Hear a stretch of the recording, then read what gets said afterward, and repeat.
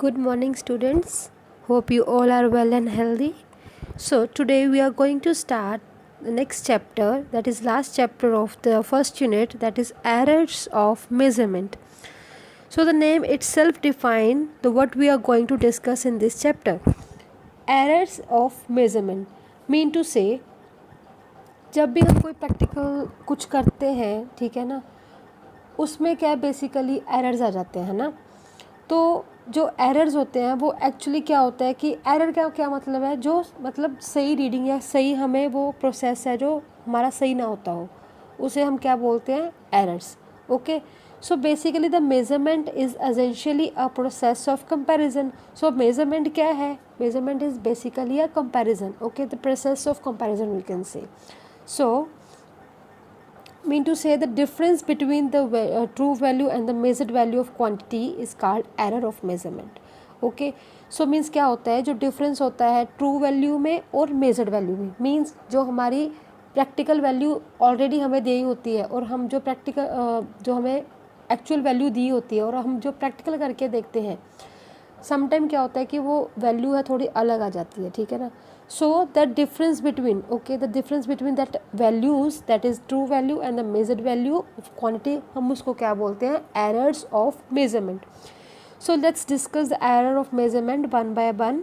Okay, see type of errors. In general, the error in measurement can be broadly classified as systematic error, random error, least count error. So let's discuss about the systematic error. So systematic error are those error that tends to be in one direction, either positive or negative. Basically these are the error whose causes are known. Okay, इसमें क्या होता है, मतलब systematic error है that is consistent, repeatable हो सकता है, ठीक है, that is associated with the faulty equipment we can say, और we can say it's followed experiment जो डिज़ाइन होता है समटाइम। ओके, सो इसका कॉज क्या है, नोन होता है, ठीक है ना। सो द सोर्स क्या है इस एरर का, सिस्टमेटिक एरर का सोर्स क्या है, first is a instrumental error. Mean to say जो हम इंस्ट्रूमेंट या जो भी हम इक्विपमेंट यूज़ कर रहे हैं उसमें भी एरर हो सकता है, ठीक है। These error arises from the error due to the imperfect design or calibration of the measuring instrument, zero error in the instrument, etc. For example, temperature graduation of the thermometer may be inadequately calibrated. Okay, क्या होता है, sometime जो equipment हम use करते हैं उसमें already error होता है, मीन्स वो प्रॉपरली क्या होता है, वी कैन से असेंबल नहीं हुआ होता, ठीक है ना, उसमें कोई ना कोई एरर रह जाता है, लाइक टेम्परेचर का हो कोई, और हम जो वोल्टेज यूज़ करते हैं उसका भी हो सकता है। Okay, so similarly in a vernier caliper, the zero mark of vernier caliper may not coincide with the zero mark of the main scale reading. So we will discuss about vernier caliper later. So this is a your experiment. इसमें क्या होता है कि जो scale लगाते हैं ना, तो वर्नियर कैलिपर बेसिकली हम किसके लिए यूज़ करते हैं, डेप्थ फाइंड करने के लिए सिलेंडर की। ओके, रेडियस फाइंड करना होता है सिलेंडर का। Okay, diameter, radius. ओके, सो उसमें क्या होता है कि दो स्केल होते हैं, सो उसमें भी एरर हो सकता है कि जब उसका मेन स्केल है जो वर्नियर स्केल से मतलब ज़ीरो है वो कोइंसाइड ना करती हो, ठीक है ना। सो सेकंड क्या है, इम्परफेक्शन इन एक्सपेरिमेंटल टेक्निक और प्रोसीजर। मीन्स जो हम यूज़ करते हैं एक्सपेरिमेंटल टेक्निक्स है, प्रोसीजर हम प्रॉपरली फॉलो ना करते हो, उससे भी क्या होता है, एरर आ सकता है। मीन टू से समटाइम भी क्या करते हैं कि हम कोई स्टेप पे जो स्किप कर देते हैं while we are experimenting. Okay, so to determine the temperature of a human body, a thermometer placed under an armpit will always give a temperature lower than the actual value of the body temperature. So other external conditions such as a change in humidity, temperature, wind velocity, etc. during the experiment may systematically affected the measurement. So this is a kind of we can say imperfection in experiment technique or procedure. So next error is personal error. Sometime जो हमसे भी गलती हो सकती है while we are taking a reading. Okay, so such kind of error arises due to an individual bias, lack of proper setting of the apparatus, or individual's carelessness in taking observation without observing proper precautions, etc. For example, If you, by habit, always hold your head a bit too far to the right while reading the position of the needle on the scale, you will introduce an error due to the parallax. क्या होता है, जो हम proper reading है वो क्या करते हैं, कभी हम एक साइड से ले लेते हैं लेफ्ट से, कभी राइट से, सो उसमें भी एरर आ जाता है कि हम प्रॉपरली उस रीडिंग को नोट नहीं कर पाते, ठीक है ना। तो प्रॉपर रीडिंग नोट करने के लिए हमें पूरा उसके ऊपर से हमें देखना पड़ता है कि नीडल एक्चुअली कहाँ पे है। Okay, so next error is random error. So the name itself indicate the random error, means randomly जो error occur हो जाता है. Let us read this. The random error are those errors which occur irregularly and hence are random with respect to sign and size. These can arise due to the random and unpredictable fluctuation in experiment condition, like unpredictable fluctuation in temperature, voltage supply, mechanical vibration of experimental setup, etc.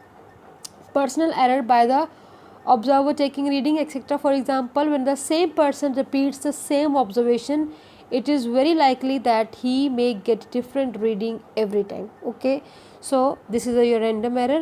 So next we have last one, that is least count error.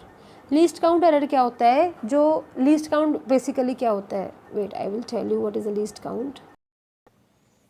So here let's discuss how to find out the least count of an instrument. Okay, so क्या होता है, हमें कोई भी instrument given होता है, सो उस पर ये वैल्यूज़ क्या डिफरेंट डिफरेंट होती हैं, ठीक है. सभी में अपन ये तरीके से वैल्यू दी होंगी, किसी में माइक्रो, जैसे यहाँ पे हमने मीटर की वैल्यूज़ ली हैं, ठीक है ना, करंट मेज़र करने के लिए. तो जो अमीटर है वो आपको माइक्रोमीटर भी हो सकता है, मिलीमीटर भी हो सकता है, ठीक है ना. So the value varies. तो लीस्ट काउंट का क्या मतलब है, least count means here what is the value of the smallest unit. All right, least count means what is the value of these smallest units, ठीक है ना. सो भी ये वैल्यू मतलब ये वैल्यू कितनी की काउंट होती है, ठीक है ना.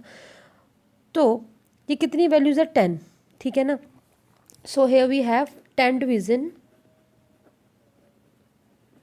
is equal to how much ampere, 5 ampere. Here you have 5 ampere. Okay, so 10 division तो 5 के इक्वल है, तो 1 किसके, 1 स्मॉल डिवीजन किसके इक्वल हो जाएगी, that is 5/10 ampere, that is 0.5 ampere. Means ये जो सिंगल वैल्यू है, स्मॉलेस्ट वैल्यू है, इसका काउंट कितना होगा, मतलब ये कितनी की कंसीडर होगी, 0.5 की. ओके, तो अगर हमारा पॉइंटर यहाँ पे है, कहीं पे भी है, तो हम ये काउंट करके क्या है, अपनी रीडिंग को नोट कर सकते हैं, ठीक है ना. अगर यहाँ पे पॉइंटर है, ठीक है ना, यहाँ पे पॉइंटर है, तो कितनी वैल्यू होगी, 0.5, 0.51, 0.5, 0.52, 0.5, 0.53. हियर 3.5 इज़ अ वैल्यू अगर पॉइंटर यहाँ पे है.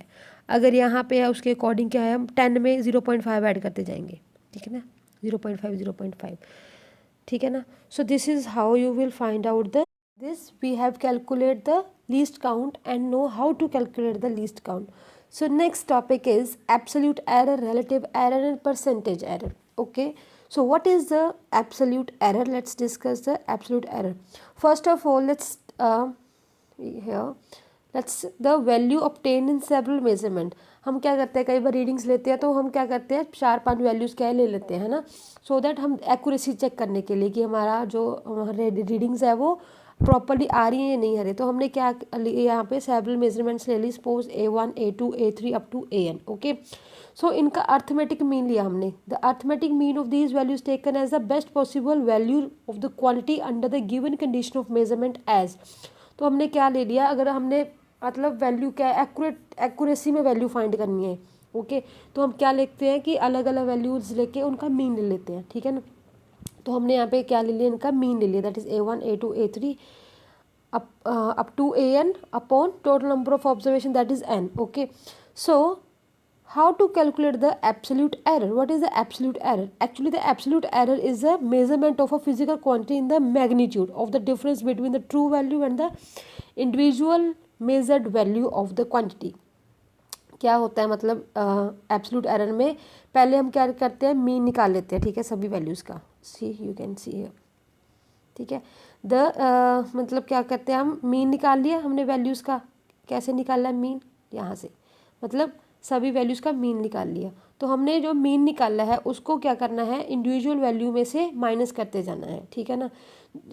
Here you can see delta A1 that is A mean minus A1, here delta A2 that is A mean minus A2। Means जो हमने मीन निकाला था वैल्यूज़ का, जो हमने ऑब्जर्वेशन वैल्यूज़ ली थी, उस मीन में से क्या करना है, हमने इंडिविजुअल वैल्यू को सब्ट्रैक्ट करते जाना है, और जो ये वैल्यू आएगी delta A1 delta A2 delta AN, उसका क्या लेना है, हमने मीन ले लेना है। तो that is your mean absolute error, ठीक है। Here you have your absolute error, mean to say absolute error simply क्या है, जो हमने ऑब्जर्वेशन का मीन लिया था उसमें से इंडिविजुअल वैल्यू को माइनस करते जाना है, ठीक है ना। तो वो आपका एब्सोल्यूट एरर आ जाएगा। और mean absolute error mean to say the name indicate itself that है mean absolute error, mean to say जो एब्सोल्यूट एरर हमने निकाला, ये वैल्यूज निकाली delta A1 delta A2, you can see here delta A1 delta A2 delta AN, इनका mean लेना है अब आपने, ठीक है ना। You can see here, see it is the arithmetic mean of the magnitude of the absolute error in the measurement of the quantity. It is generally represented by delta A mean. Means जो हमने वो values निकाली थी, ठीक है, absolute error की, ठीक है ना, उसके मीन का मैग्नीट्यूड का मीन लेना है हमने, सॉरी, ठीक है ना, मीन्स मैग्नीट्यूड का क्या लेना है, मीन लेना है हमने, ठीक है ना। If we do a single measurement the value we get may be in the range of A mean plus minus delta A mean. मतलब जो वैल्यू है वो मीन, मतलब जो हमने मीन निकाला था उसमें उससे लेकर मतलब डेल्टा A मीन तक क्या लाई करेगी, ठीक है, प्लस माइनस में हो सकती है। So basically how we will represent this absolute mean error, क्या करना है आपको, इसका इन वैल्यूज़ का मीन ले लेना है आपको, ठीक है ना। Delta A1 delta A2 plus delta AN upon total number of observation that is N, okay. So next we have that is relative error, okay. So relative error, we can say the relative error is a ratio of the mean absolute error to the mean value A mean of the quantity measure। Means ये क्या है, ये दोनों values का क्या है, mean absolute error का और एब्सोल्यूट एरर का क्या है, ये रेशो है, ठीक है ना। So we will take this as a relative error is equal to delta A mean upon delta delta A mean upon A mean, ठीक है ना। इनका मतलब क्या है, रेशो है, ठीक है। अगर हमने परसेंटेज एरर निकालना है तो हमने क्या करना है, रिलेटिव एरर को 100 से मल्टीप्लाई कर देना है, तो हमारा परसेंटेज एरर निकल जाएगा कि इतना परसेंटेज एरर इसमें है, और इसको हम डिनोट करते हैं डेल्टा A से, ठीक है ना। So next we have combination of errors. Combination of error means कभी कभी क्या होता है कि एरर है जो सम और डिफरेंस से आ जाता है, ठीक है ना, वैल्यूज़ को प्लस करते टाइम माइनस करते टाइम, ठीक है। कभी उसका प्रोडक्ट लेते टाइम मीन्स टू से, कभी मल्टीप्लाई, और कभी क्वोशंट मीन्स कभी डिवाइड करते टाइम भी एरर आ सकता है, ठीक है ना। So let's discuss error of a sum और a difference. When two quantities are added or subtracted, the absolute error in the final result is the sum of the absolute error in the individual quantity। क्या होता है, कभी कभी कहते हैं हम कि दो क्वांटिटीज़ को जब हम कभी ऐड करते हैं या सब्ट्रैक्ट करते हैं तो क्या होता है, जो उनका एब्सोल्यूट एरर होता है ना फाइनल रिजल्ट में, वो किसका सम आ जाता है, किसका सम आता है, मतलब देखते हैं हम एब्सोल्यूट एरर का जो इंडिविजुअल क्वांटिटीज़ में हम देखते हैं, right. For example, here we have a quantity that whose value is equal to a plus v, means z is equal to a plus v। सो जब हम इनको ऐड करेंगे मीन टू से इनका हमने एब्सोल्यूट एरर निकालना है, एब्सोल्यूट मीन एरर निकालना है, तो क्या आ जाएगा, z plus minus z delta z, okay. और a का क्या आ जाएगा, a plus minus delta a, b का क्या आएगा, b plus minus delta b। So here कभी मतलब जब हम इनकी वैल्यू निकालेंगे तो यहाँ पे भी एरर हो सकता है, इनकी वैल्यू निकालेंगे तो यहाँ पे भी एरर हो सकता है। मीन्स जो रिज़ल्ट है इनका, ठीक है ना, वो डिफरेंट हो सकता है। मीन टू से इसमें भी अगर इसका प्लस माइनस करके एरर आ गया तो इसके इक्वल नहीं आएगा, अगर इनका आ गया तो इनके इक्वल नहीं आएगा। So maximum possible error in Z is equal to किसके किसके कारण हो सकता है, ए के कारण भी और बी के कारण भी। Similarly we will find a difference error in the difference, mean minus करके भी हम इनका एरर निकाल सकते हैं, ठीक है ना। Next we have error of product और क्वोशंट। सिमिलरली अगर हम मल्टीप्लाई करेंगे, ठीक है ना, डिफरेंट डिफरेंट वैल्यूज़ को क्या करेंगे हम, उनका एब्सोल्यूट एरर मीन एरर निकाल के अगर हम उनको मल्टीप्लाई करेंगे या डिवाइड करेंगे तो उनमें भी एरर आ सकता है। Okay, so error in case of measure quantity raise to the power. कभी क्या होता है, किसी क्वांटिटीज की पावर आ जाती है, ठीक है। The relative error in the physical quantity raise to the power k is a k times the relative error in the individual quantity. तो क्या होगा, अगर suppose z is equal to A square है, ठीक है ना, अगर ए क्वांटिटी में एरर है तो वो एरर क्या हो जाएगा, मल्टीप्लाई हो जाएगा उसके स्क्वायर से, मतलब डबल हो जाएगा, मीन टू से, ठीक है ना। सेम मतलब जितना सपोज एरर आया तो वो एरर क्या हो जाएगा, उसी क्वांटिटी से मल्टीप्लाई हो जाएगा ना। अगर मल्टीप्लाई में एरर आता है तो जितनी पावर है उतने टाइम वो एरर क्या मल्टीप्लाई होता जाएगा, ठीक है ना। So this is the last topic, that is significant figure. So in simple way we can say what we can say about the significant figure is. So the next topic is significant figures. So what actually the significant figure is?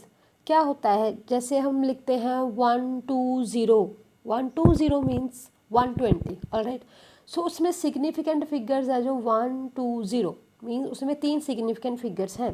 So the total number of digits in a number including the last digit whose value is uncertain is called the number of significant figures.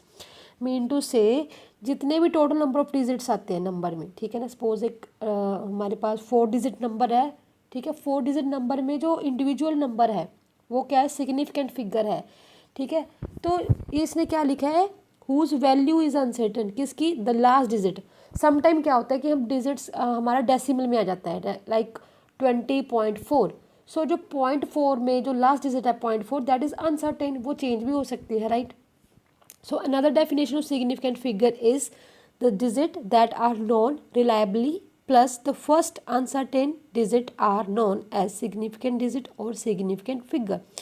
Means वो digit जो known है, ठीक है, non कौन सी होंगी, जो आगे वाली होंगी। तो समटाइम हम लॉन्ग डिवीजन जब करते हैं ना तो हमारे पास क्या है, बहुत बड़ी वैल्यू आ जाती है, तो हम क्या करते हैं, पॉइंट के बाद जो 1-2 डिजिट्स है वो ले लेते हैं, ठीक है ना, बाकी की क्या करते हैं हम छोड़ देते हैं, ठीक है, काइंड ऑफ राउंड ऑफ कर लेते हैं। तो वो लास्ट वाली वैल्यूज़ क्या है, अनसर्टेन है। सो इसको लिखने के लिए अलग अलग रूल्स हैं. First let us discuss the example as I already tell you about the like 309 है, 0.48 है. सो जब 48 आ गया मीन्स 0.48 आ गया तो उसमें सिग्निफिकेंट फिगर्स कितनी है, 2, 4 एंड 8. हम उसमें ज़ीरो काउंट नहीं करेंगे, ठीक है ना. लाइक 309 है तो उसमें हम ज़ीरो काउंट करेंगे because that is 309. Okay, so in 309 there is a 3 significant figure. So let's discuss the rule for determining the numbers of significant figure. So the very first rule is all non-zero digits as well as zero between the non-zero digits are significant. क्या होगा कि अगर हमारे पास non zero digits क्या है, जिसमें zero नहीं आती, ठीक है ना, एज वेल एज ज़ीरो, अगर ज़ीरो आ भी जाती है बिटवीन नॉन ज़ीरो डिजिट्स उनको सिग्निफिकेंट कंसीडर करेंगे, एज आई टोल्ड यू, ठीक है ना. कैसे, जैसे 309 है, सो 309 में क्या है, 309 आया मीन्स ज़ीरो इन बिटवीन आ रही है, ठीक है ना, तो हम उस ज़ीरो को कंसीडर करेंगे एज अ सिग्निफिकेंट फिगर. अगर वो लाइक हम 2 लेते हैं, 02 सिंपली 2 लेते हैं ना, तो उसको हम 02 लिख लेते हैं, तो उसमें हम सिग्निफिकेंट फिगर कौन सी लेंगे, ओनली 2 लेंगे, ज़ीरो कंसीडर नहीं करेंगे, ठीक है ना. द अनदर वन इज 0.24 और वी कैन से 0.48 हैज़ 2 सिग्निफिकेंट फिगर, कौन कौन सी है, 4, 8 है, ठीक है ना. तो हम इस ज़ीरो को क्या कंसीडर नहीं करेंगे, ओनली हम डेसिमल के मतलब जो पीछे वाली है ना डिजिट्स वो ही देखेंगे. मतलब इसमें क्या 2 सिग्निफिकेंट फिगर्स हैं. सो हेयर 2.05, इसमें भी कितने सिग्निफिकेंट फिगर्स है, 3. कैसे, 2, 0 एंड 5, ठीक है ना. सो here you can take the examples how to count a significant figures. So next is 0 to the left of the first known zero digit in the number are not significant. मतलब क्या होगा, जैसे देखो हमारे पास क्या है 0.05 मीटर वी कैन से, ठीक है, तो उसमें क्या है, हम जो 5 के पहले वाली ज़ीरो है तो हम उनको कंसीडर नहीं करेंगे, जो लेफ़्ट साइड में ज़ीरोज़ आएंगी, ठीक है. अगर यहाँ पे होता 1.05 तो हम कंसीडर करते दैट इज़ कि 1 भी 0 भी 5 भी क्या है सिग्निफिकेंट फिगर्स हैं, मतलब 3 सिग्निफिकेंट फिगर्स है। इसमें क्या है कि 0.05 है, मीन टू से इसमें ओनली 5 सिग्निफिकेंट फिगर्स हैं। मीन टू से कि हम उसको क्या है कंसीडर नहीं करेंगे, जो लेफ्ट साइड में जीरोज आएगी नॉन जीरो डिजिट्स के पहले, ठीक है ना। जैसे 0.0045 हैज़ 2 सिग्निफिकेंट फिगर, ठीक है। Here we also that is 0 to the left of the first non zero, मतलब फर्स्ट नॉन जीरो ये 4 है तो उसके लेफ्ट में जितनी भी जीरोज हैं हम उसको कंसीडर नहीं करेंगे। This is the second rule. So now discuss the third rule. If a number ends in zeros but these zeros are to the right of the decimal point then the zeros are significant figures। कैसे? अगर कहते हैं देखो 5.0 metre, अगर left में है तो consider नहीं करना था, अगर अब राइट में है तो अब इसको कंसीडर करेंगे, ठीक है ना। That is 5.0 meter has 2 significant figures, here 2.500 has 4 significant figures because here there is a meaning of zero, ठीक है ना। अगर हम उसको आगे लगा देते हैं लाइक मैंने आपको पहले ही बताया था 0.05, ठीक है ना, ठीक है ना, उसकी मतलब उसको हम कंसीडर नहीं करेंगे। अगर राइट में आ जाता है मतलब जो नॉन जीरो है वो लेफ्ट में आ जाएगा और जीरो राइट में आ जाता है तो हम उसको सिग्निफिकेंट फिगर काउंट करेंगे। लाइक 0.0200 जो इसकी लेफ्ट वाली जीरोज है हम उसको कंसीडर नहीं करेंगे, बट जो राइट में है वो कंसीडर होगी। दैट इज इसमें कितनी मतलब सिग्निफिकेंट फिगर्स आएगी 200 means 3 significant figures. Okay, so the next rule is if a number ends in zero but these zeros are not to the right of the decimal point, these zero may or may not be significant। कैसे? Suppose देखो अगर क्या आता है 1.05 into 10⁻³ उसमें कितनी significant figures हैं, that is कितनी सिग्निफिकेंट फिगर्स हैं 1 2 3। हियर इज अ 3 को समझने के लिए मैं आपको एक एग्जांपल बताती हूँ। Let's see, here I have a value x is equal to 4.700 meter. Okay, let it be converted into centimeter. The value become x is equal to 4.700 into 10 raised to the power 2 centimeter. Okay, so let it be converted in millimeter. So x the value of x become is 4.700 into 10 raised to the power 3 millimeter. Okay, let's again convert it into kilometer. So x the power of x become, that is x is equal to 4.700 into 10 raised to the power 3 minus 3 kilometer. So here value of the 10 raised to the power is changes. Okay, that is changing by changing the units. So here we can say only the in each of the cases, okay, कौन सी significant figure है, only हम 4 को ही significant figure लेंगे, 4 7 को ही significant figure लेंगे, ठीक है ना।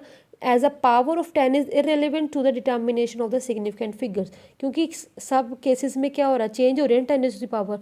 सो हम इस केसेस में सिग्निफिकेंट फिगर्स कौन सी होगी 4 एंड 7। ओके, सो इस मतलब कन्फ्यूज़न को रिमूव करने के लिए हमने ये example. So our last topic is mathematical operation on numbers expressed in scientific notation। Like हम जैसे डिजिट्स हैं, हम इतनी बड़ी डिजिट्स तो लिखते नहीं है तो हम क्या करते हैं इनको राउंड ऑफ करके कर लेते हैं या फिर पॉइंट्स डेसिमल को आगे पीछे करके 10 की पावर बना देते हैं, ठीक है ना। तो decimal is move 3 places towards left so that only one known digit is left and the number of places move to the exponent of 10 in scientific notation। तो क्या करते हैं हम जो डिजिट होता है मतलब, ठीक है, उसको क्या करते हैं हम डेसिमल को क्या करते हैं हम लेफ्ट साइड को क्या करते हैं, सपोज हमने लेफ्ट 3 डिजिट छोड़ के इसको क्या कर दिया यहाँ पे प्लेस कर दिया 4 पॉइंट। मीन्स हेयर हमारे पास क्या है मतलब एक नॉन ज़ीरो के बाद है जो लेफ्ट में सिर्फ एक नॉन ज़ीरो बचती है ना 4 पॉइंट। सो उसके बाद हम क्या करते हैं जो इसको जो हमने डिजिट को मूव किया डेसिमल को मूव किया तो हम क्या करते हैं उसको एक्सपोनेंट की पावर बना देते हैं, मतलब 10 की पावर में अरेंज कर देते हैं, ठीक है। That is a scientific notation to arrange such kind of numbers, ठीक है ना। So next is calculation involving multiplication and division. उसमें आपको पता ही है रूल्स, अगर एक्सपोनेंट सेम है मतलब बेसिस सेम है तो पावर्स ऐड हो जाती है, चाहे मल्टीप्लिकेशन या डिवीजन है, ठीक है ना। अगर डिवीजन में है तो क्या हो जाएगी पावर सब्ट्रैक्ट हो जाएगी। अगर मल्टीप्लिकेशन में अगर मल्टीप्लिकेशन में तो पावर्स ऐड हो जाएगी, अगर बेस सेम है।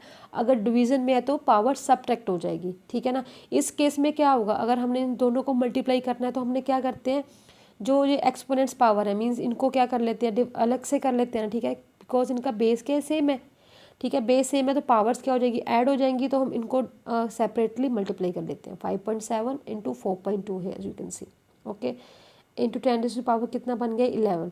सो in division the factor and are divided and exponents are subtracted. Similarly division में क्या हो जाता है, एक्सपोनेंट्स सब्ट्रैक्ट हो जाता है, you can see, okay. So these are the basic you know. So in addition and subtraction, first the numbers are written in such a way that they have the same exponents taking out 10 raised to the power n. Common the coefficients are added or subtracted. ऐसी addition में होता है, अगर हमने दो quantities को क्या करना है, ऐड अप करना है, तो क्या करेंगे, हम कॉमन निकाल लेते हैं ना। जैसे इनकी पावर सेम है, बेस सेम है, 10 है, तो उसमें हम 10 की पावर 2 को कॉमन निकाल सकते हैं दोनों में से, ठीक है ना। अगर हमने 10 की पावर 2 को कॉमन निकाल दिया तो इससे हमें यहाँ पे डिजिट में भी डेसिमल में क्या चेंज करना पड़ेगा, ठीक है ना। तो 45.6, ठीक है, हमने लेफ्ट में राइट में मूव किया ना तो पावर कम हो जाएगी, ठीक है ना। ऐसे क्या करते हैं हम, एक्सपोनेंट के मतलब सेम करके इनको कॉमन निकाल लेते हैं, तो बाकी उनको ऐड करके इंटू 10 पावर, ठीक है। Similarly in subtraction you can write here is a rule for determining the number of significant figure। कैसे डिटर्मिन करना है कि एक्चुअली जो हमने इसका सम किया उसमें कितनी सिग्निफिकेंट फिगर्स हैं। सो क्या करते हैं हम, पहले तो सिंगल इसमें देखते हैं इतने इतने है ना, है। अगर सम के बाद प्लस करने के बाद हम इसको डिटर्मिन करना है कि इसमें कितने सिग्निफिकेंट फिगर्स हैं। सो here यू कैन सी इसका सम कितना आएगा 13.063, ठीक है। रिपोर्टेड सम हम कितना ले लेते हैं, राउंड ऑफ करके लिख लिया हमने, ठीक है ना। तो हमने क्या किया 13.1 लिख लिया सपोज इसको, ठीक है ना। तो हेयर 4.523 हैज़ 3 डेसिमल प्लेसेस, ठीक है। यहाँ पे कितने डेसिमल प्लेसेस है, 3 है, ठीक है। इंडिविजुअल का देखते हैं हम, यहाँ पे 2.3 में 1 डेसिमल प्लेस है कि इसके बाद तो हम इसको नहीं लिख सकते, ठीक है ना। तो हम इसका डेसिमल प्लेस कितना 1, 6.24 का डेसिमल प्लेस कितना 2। So the answer should be reported only up to 1 decimal place. Minimum देखना है हमने कि कितना डेसिमल प्लेस है, उसमें ही हमने अपना आंसर को क्या लिखना है, ठीक है ना। सो फॉर एग्जाम्पल 18.4215 माइनस 6.01, सो उसका एक्चुअल डिफरेंस अगर माइनस करके एक्चुअल आंसर कितना आएगा 12.4115 आ जाएगा, ठीक है ना। तो हमने क्या किया, इसको राउंड ऑफ करके इतना आंसर लिख लिया इसका, ठीक है ना। As a sum second number has 2 decimal places only the answer is reported up to 2 decimal place. सो क्या होएगा, मिनिमम कितने हैं इसमें देखना अपने दोनों में, मिनिमम डेसिमल प्लेसेस कितने हैं डिफरेंस, ठीक है। इसमें कितने हैं 2 है ओनली, ठीक है, डेसिमल प्लेसेस मिनिमम। सो जो आंसर आएगा उसमें भी हमने 2 डेसिमल प्लेस को छोड़ के ही क्या है अपना वो डेसिमल लगाना है, 2 प्लेसेस को छोड़ के, ठीक है ना। As second number has 2 decimal places only the answer is reported up to 2 decimal places, ठीक है ना।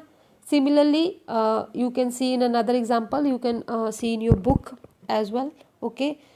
Second rule is the result of multiplication or division should be reported to the same number of significant figures as is possessed by the least precise term used in the calculation। क्या होता है, कहते हैं जो result हमने multiplication या division का result लेना है वो हमने कैसे लेना देखते हैं। लाइक 4.327 इंटू 2.8 से अगर हमने इसको मल्टीप्लाई किया तो हमारे पास इतना आंसर आएगा। राउंड ऑफ करके हमने कितना लिख लिया 12 लिख लिया सपोज, ठीक है ना, हमने डेसिमल हटा दिए। So the first number has the 4 significant figure while the second has 2। The actual product has been rounded off to the given reported product containing the 2 significant figure, ठीक है। तो हमने 2 सिग्निफिकेंट फिगर्स में ही इसका answer लिखना है, ठीक है। अगर हम डेसिमल को कहीं और पे भी लगाते हैं ना तो जो डेसिमल प्लेस है वो चेंज हो जाएगी, ठीक है ना। तो ओनली 12 पॉइंट के बाद ही हमारा क्या हो जाएगा कि हमारे पास ये 2 वी कैन से जो 2 डेसिमल प्लेसेस पे इसका आंसर हमारे पास आ जाएगा, ठीक है ना। Similarly you have another example, all right. So this is a rule for arithmetic operation with significant figure. Arithmetic operation means similarly multiplication division में आपने कैसे करना है, ठीक है ना। और the most important thing is rounding off the uncertain digit. ठीक है, राउंडिंग ऑफ कैसे करते हैं हम, क्या करते हैं, अगर हमारे पास पॉइंट्स के बाद, डिजिट के बाद बहुत बड़ी डिजिट नंबर्स आ जाते हैं, लाइक 12.6589064, तो क्या करते हैं हम, दो डेसिमल प्लेस के पास दो डिजिट से देखते हैं या एक ही देखते हैं, मोस्टली हम क्या करते हैं, राउंड ऑफ कर देते हैं। राउंड ऑफ कैसे करते हैं, suppose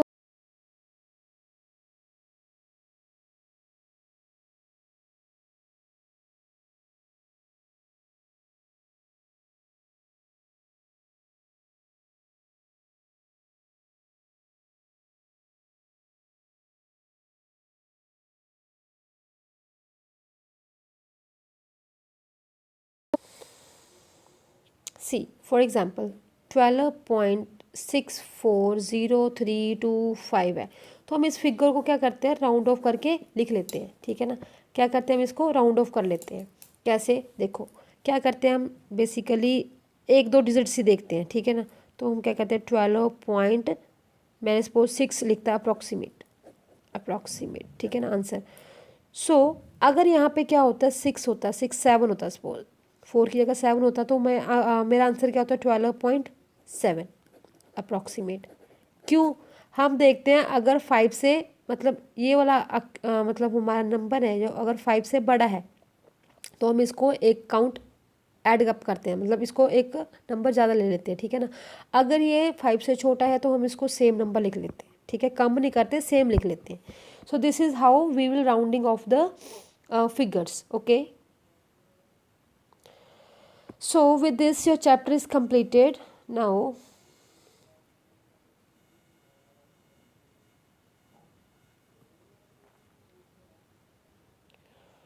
So here is some examples of Pradeep's book. If you have, that is well and good. If you don't have, I have provided you all the examples. So just go through it and solve it. If you have any problem, any doubt, you can ask me anytime. Okay. So with this, your first unit is completed. In next video, I will provide you some question answer for whole unit. Okay, that contains mixed, we can say mixed question answer, mixed examples of all the chapters. So please go through this first unit. This is important. Before starting our next unit, that is next unit we have, I think, regarding to kinematics, I guess. Okay, before starting the that unit, kinematics, yes, before starting that unit we will first discuss about the mathematical tool that is used in the physics, we can say. Okay, so there are many tools like how to add, algebraic sum हो गया, ठीक है ना, trigonometric functions हो गए हैं, integration, differentiation, logarithmic function है. So in 1 or 2 lecture we will complete that mathematical tool. So after that we will start or continue our next chapter, that is kinematics. Okay, so okay, take care.